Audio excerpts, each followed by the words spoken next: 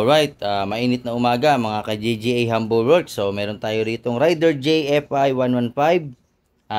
Tiga saan kay sir? From Calamba, Laguna. Yan. From Calamba, Laguna si sir. So, ito yung Rider JFI niya is magpapa-power up line. So, bago ko magpa-power up line si sir, is ganito yung gagawin ko, no? Para makita nyo yung before and after tulad ng ginagawa ko dati. Sige sir, on mo yung susi, patay yung makina. Yan. Tapos, buksan mo yung park light, yung headlight. Yan. Tapos, buksan mo yung MDL. Yan. Tapos, signal light. Tapos, yung park light nung headlight mo. Yan. So, bukas lahat, no? Yan, kumukurap, no? Nakikita nyo, kumukurap. Sige nga, sir, busina ka. Ayun, no? Nangungo na. Oh, naka-open na yung kaha niya, na. Ayan, yan, yan. Naka-open na yung kaha. Ayan. Yun, may time na tumutunog. May time na nawawala. Naglulusin, no? Pero, ano yan, ha? Kumbaga, maganda pa battery, ha? O, tingnan yung drop point. So, tingnan natin dito. Ayan. So, ayan. Ito yung drop point niya, oh. Tingnan natin. O, sige nga, sir, busina. Ayun. Nadi-dead ball. Nawawala-wala, no? Babad mo, ayaw. Ayaw talagang tumunog. O, yan. Ayaw talagang tumunog. Chamba-chamba na lang, no? May time na tutunog, may time na ayaw. Pero, nasa 11.7 volts yung kanyang battery. No? So, ngayon, ipa-power up lines ko to. Tingnan niyo yung wirings, ha. Ayan. Tingnan niyo yung wirings. Ayan. So, yun yung busina niya. Ganyan ang pwesto. So, yun yung before. Tapos, tingnan niyo yung battery terminal. Ayan. Di ba? Meron dalawang fuse. Sabi yung isa. Yun. Ayan. Dalawang fuse, no? Yung isa raw sa busina, yung isa sa MDL. Tama, sir? Tapos yung relay, nakatago dun sa headlight. Tapos yung isa, yung relay ng MDL, nasa ilalim nitong upuan. Yung upuan nito, nandun daw sa ilalim niya nilagay. Kasi siya daw yung nag-DIY nito. Tapos yan yung balas ng MDL. Okay? Ngayon, bukod dito sa ilaw, sige sir, off na natin. Baka malobat. Yan, para ano pa natin. Yan. So, yan, naka-off na. Yan. So, ito yung setup niya. Yan. So, may headlight, may MDL, may signal light, may passing, tama sir, may passing light, saka may dual contact. Ngayon, ang gusto ni sir, ganito mangyari. Ayan. Nakikita nyo to? Yan, yan, yan. Yan mismo, ang gusto ni sir, itong idadagdag ko, yan, yan, yan. Ibabalik ko yung kanyang cellphone holder with USB charger. Dual contact, ang ikakabit ko is dalawa lang muna kasi nagkamali siya ng bili. Tapos yung busina, then yung underlight, saka yung halo. Kasi gagawin kong switching function yung kanyang busina. Pwedeng stock, pwedeng loud horn. Tapos, underlights, saka eagle eye, yan yung mga underlights niya. Total of 5. So, yan. Tapos, meron pa siyang idadagdag yung kill switch version 3, no? Na para anti-tip sa motorsiklo. Ayan. So, kung nakikita niyo yung motor, ayan. Nakita niyo magulo yung wirings, di ba? So, nakikita niyo yung mismong motor. Ayan. Tanggalin ko muna sa holder.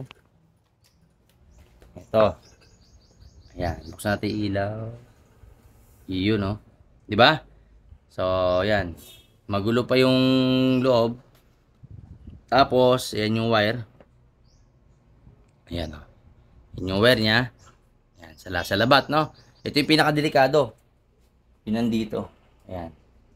Yung wire na yan, yan ang delikado. Kasi pag liko mo ng manibela, mahahatak yan. Ito tayo sa side. Ito.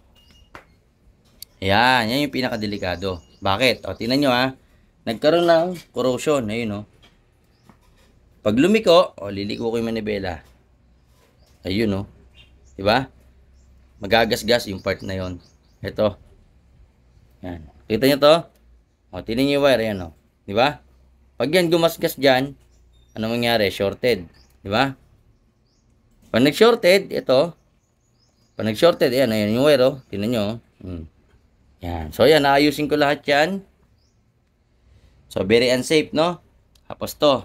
Yung busina, mamaya, hindi na yan dyan nakapwesto. Okay? Pati yung flasher relay, hindi na yan dyan. Ibabalik natin sa dapat kalagyan yung mga wire, no? Saka, yan. Tingnan nyo yung before, no? Marumi. nililinisin ko na rin po yan. Bago ako maggawa, nililinis ko na yan. Alam niyo naman yan sa mga nagpapagawa rito. No? Then, ayun yung switch ng kanyang underlight. Ito sir, ano to? Hazard? Wala. Hazard po dapat yung kaso Hazard. O, sige. So, lagyan na lang din natin ng hazard, no? Okay, ako nagagawa. Lalagyan ko na rin ng hazard to para may hazard si Sir. O, yung park light kung tawagin. Okay, so yan. Abangan nyo to. At papakita ko sa inyo yung after, no? Kung paano natin isasalansang na maayos yung wiring. Ito yung binabayaran sa atin eh. Yung quality, saka yung diskarte na gagawin natin sa wiring. Alam ko naman marami na nakakagawa ng power appliance, you know? Pero nagkakatalo tayo dito sa diskarte kung paano yung bahig ng wire. Yung pagkakabahig, napaka-importante niyan. So yan, makikita niyo yan na huling ano na to. Huling bangungot na ni Sir to na ganito yung wiring. Mamaya wala na to. Yan, malinis na mamaya yan. Okay, alright. Abangan nyo lang to, JJ Humble Works. Okay, update lang. So, yun, may relay naman yung kanyang busina. Andito, no? Yan yung relay ng kanyang busina. Kaso, bakit? Hindi tumutunog, di ba? Pag pinipindot natin kanina, no? Pinipindot ko, hindi naman tumutunog. Tutunog, iisa, bibihira, no? Hindi magamit maayos. Tapos, yan dito pala yung relay ng kanyang MDL, ayun. Yan, nakatago sa ilalim ng upuan. Ayan, no? Dito niya nilagay, no? So, ayan, alisin ko na to. Then, ipo-full rewiring ko muna. Tingnan nyo muna yung before. Ayan yung before, marumi, no? So, linisin ko muna yan bago ko i-rewiring. Alright? So, abangan nyo yung resulta nito. Yung after, no? Alright tayo dyan. Yun, pasensya na po, no? At inabot tayo ng 2:30. Alam nyo kung bakit. Pero mamaya ko na-explain. Ayan, pakita ko lang muna yung harness niya. Ito na siya ngayon. Yan. So, yan. Yun na yung mukha niya. Malinis na. So, kakabit ko na lang yung ano. Ayusin ko na lang yan. Sasara ko na lang. Then, ito. Ito na yung harness niya, no? Yan. So, tulad ng dati, no? Siyempre. Yun. Yan na siya. O, yan yung relay ngayon ng kanyang busina. Then, naka-anti-tip po yan. Yun yung power relay. And yung anti-tip, no? Kill switch version 3. O, yan. Wala na yung mga messy wire dito. Wala na. Tapos, maayos na rin po yung terminal, no? Kanina yung parang binuhol-buhol na wire yan. Naka-terminal na. Then, ayun yung relay ng power up at saka ng busina. Then, ayun yung stock na harness. Yung stock na fuse. Okay? So, yan, no? Ganyan po yung forma. O, kung gusto yung makuha na idea ulit, ganyan po, ha? O. Tapos, ang busina, ganito po yung forma. So, dito, inano ko lang muna kasi nagsukat ako kanina. So, ganyan po yung forma, yung pagkabit ng busina. Ayan, o. Ganyan po, ha? Para nakatago dito sa loob. Hindi yung naka-chunli dito, diba? May ganun yung iba, eh. Nakalagay dito, yan. So, assembling ko na muna to. At madaling araw na kasi para makauwi na rin si Sir. So, ano to? Medium package yung ginawa niya. Kasi, power appliance, tapos may mga existing na siya. Nagdagdag na lang siya ng underlights. Tapos, yung hazard. Saka yung switching function ng busina. Ito yung stock niya, bagong bili. Tapos, ito yung dual horn, no? So, yan. Naka-kill switch na po siya. Ito yung kill switch. Yan, version 3. Yung flasher relay na yan. Bukod yung flasher niya ron, no? Ito yung kill switch version 3 yan. Okay? Yan yung pagka binuksan mo yung sa may, yung sa kill switch, automatic, pag binuksan mo yung susi, kahit i-shorted mo o i-rekta mo, sigurado, hindi mo kayang paanda rin. Kasi patay ang ECU, patay ang FI, patay ang ignition, at deadbolt din yung kanyang fuel pump. So, yun yung mga, yun yung kagandahan doon, no, advantage. Okay, so, yan. Mamaya, papakita ko sa inyo yung after. Alright. Yan, no, at yan. Natapos na yung kanyang motor. Sige, sir, ikaw mag-open. Buksan mo lang, wag mong bubuhay yung makina. Okay? Buksan mo yung park light o yung underlights. Iyon. Okay. Yung kanyang dual contact. Tapos, sabay yung underlights. Dito blue. Tapos doon is red. No? Eagle eye. Then, buksan mo sir yung headlight. Yan. Okay. Tapos sir, buksan mo yung MDL. Yung high. Yan. Tapos, Anin mo, sir? I-hazard. Hazard. Yan. May nakurap? Wala na. Wala na.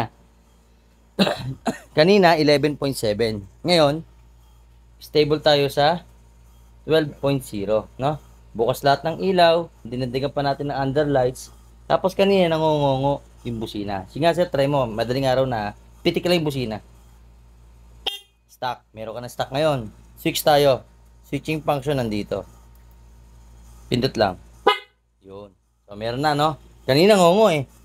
Tapos, hindi na siya ganun kalaki yung bawas, no? Ayan, no?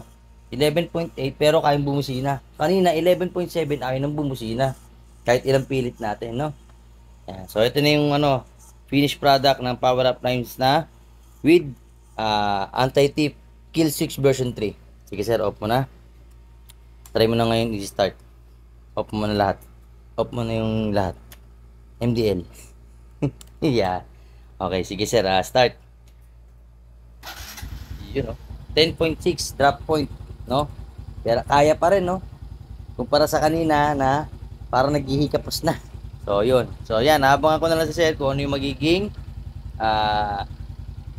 yung tawag dito, feedback niya after niya makuwi ngayon from Kalamba pa po si sir, no?